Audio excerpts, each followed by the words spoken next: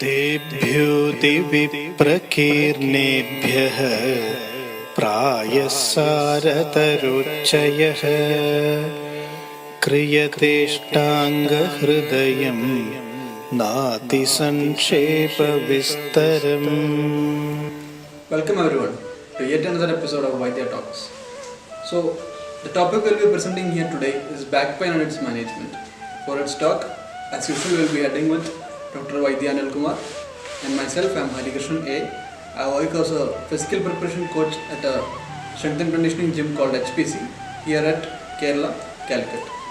So, getting to the topic. Doctor, as compared to the last generation, the present generation has an increased number of back pain and its cases. Why do you think is it that much evident to this generation than the past? Hari, as you are saying that a new generation of this era is getting into more back pain. Why? The reason is simple. The kind of living they do, the way they live on is contributing for the problem of back. Specifically, the lower back is being affected more than upper back. Essentially, we have quit the way of preparation of food through mechanical ways like grinders. We approach through mixies and grinders which are operated electrically. And the cleaning of the houses are done with mops where we don't bend our back hip at all.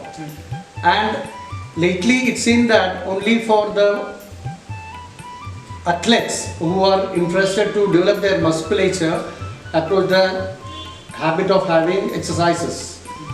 Other population generally quit the habit of exercises because of the time they don't spend at home. They spend more time at their office or occupational sites, you can say. So I should bother to tell that the cause of back pain is the living habits. We have changed, altered from the previous days to a very ill-healthy manner altogether. I see. So even in my experience as a physical preparation coach, I have seen that many of my clients and athletes had back pain. So even with minor exercise-related modifications, I was able to elevate their pain conditions. So in my view, I was able to do it even without any other kind of medical procedures or interventions. So what is your perspective on that? Rather, at the early stage itself, if a person is affected with the back, a doctor is approached and the solution is sought, it's easy for them to rectify it. In an hour's time, as the pain starts, less than an hour, a person approaches a doctor to get it rectified. It's so easy, specifically in cases of muscle strains. Generally, the pain is so severe that they try to be in the bed and don't move around, which is, according to my experience, very bad for the recovery. If they can stretch their muscles by little kind of exercises, not straining at all, not increasing the pain at all, definitely it is going to help them a lot. Slightly, slowly, if they start exerting their musculature of the hip through little exercises and applying some warmth with say brown gram or say crystal salts tied in muslin cloth, cotton cloth, wound up in the bowls, it will reduce the pain immediately. I see. So mostly something else I've seen is that both the active population and the inactive population has back pain.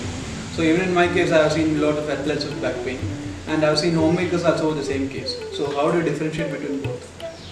Generally, the athletes do have a well-developed musculature since they do indulge in exercises. Apparently, that's not the reason. Their strength is not lost at all in those cases. Only overstretching, you can say, may be causing the pain. Were a little kind of exertion other than their susceptibility, like the sustainability is lost in their cases, wherein the population who doesn't engage themselves in physical activity, who do not go for any kind of exercises, get this pain because of wrong postures, you can say. Like in my friend's case, he is an advocate over here in my hometown. he used to sit in computer without changing his seat. He would turn to the computer and do the typing job. So wherein he got a kind of inflammatory condition, swelling inside his back hip muscles. Well, I could relieve him of the pain within a day itself, like say 30 to 40% I could relieve him. And while he continued the exercise of what I suggested, he could cure off. So those who doesn't engage in exercises have a chance of having this swelling causing from the lack of exercises. Whereas those who do the exercises get overstretched with the muscles. And the food they follow is really good for them. Like the athletes have a perfect kind of food which will develop and strengthen the muscles. But in Ayurveda, Navara rice is an ideal, appropriate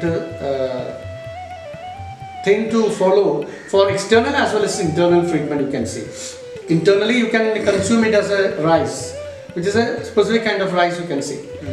Researchers have proven that it has a property to strengthen the muscle even in the wasting condition. These days, people take MRI as kind of a death prop.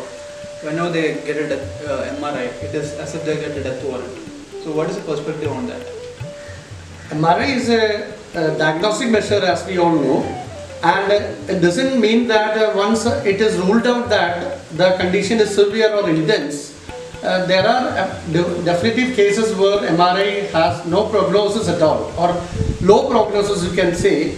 Those back pain originated case with MRI having low prognosis is being cured for permanently, you can say, with the modules of Ayurveda treatments like this Kiri, warming up, or else by exercises, as I was suggesting. I have had enough experiences of getting this cure for back pain over the phone. Like they called me and asked what can be done while they cannot see me in person. It's so easy. We can suggest them on the phone and say how the exercises should be done and corrective measure. You would have enough exposure to this kind of while you are in the training center.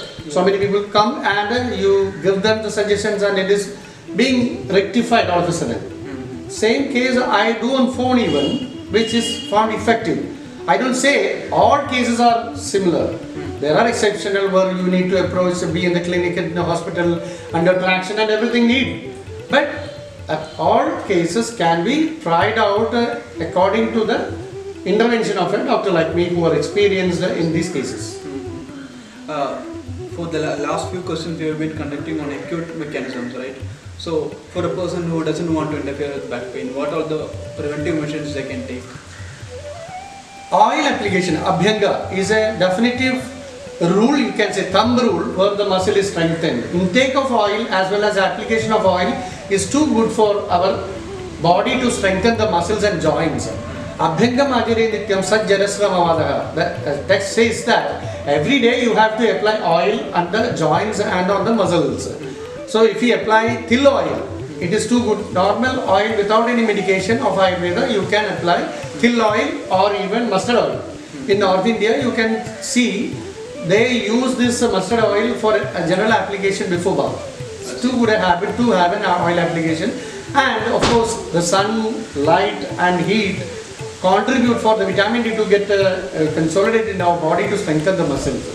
So obviously, these are the small tips we can offer to the sufferers of back pain who get panicky over the MRI. Just let them get into the habits of interrogating the sources of exercising properly through the guidance of personal trainers like you who can guide them to have a healthier back. Essentially, so we've been discussing about back pain for quite some time now. So one of the topics I like to conclude is that whenever back pain is concerned, people shouldn't take it as a death warrant and consider it as their life is done. Because just like any other disease or any other conditions, we can make out or rule out back pain with many of the similar conditions. Like in my case, my experience is mainly done with exercise, this is with medical interventions. So doing both of this in conjunction would lead to a much better approach. Don't you agree with it? Yeah. 100%, it is the combination which will enable the population of the people to have a healthier back. Yeah. Let's do together. Thank you.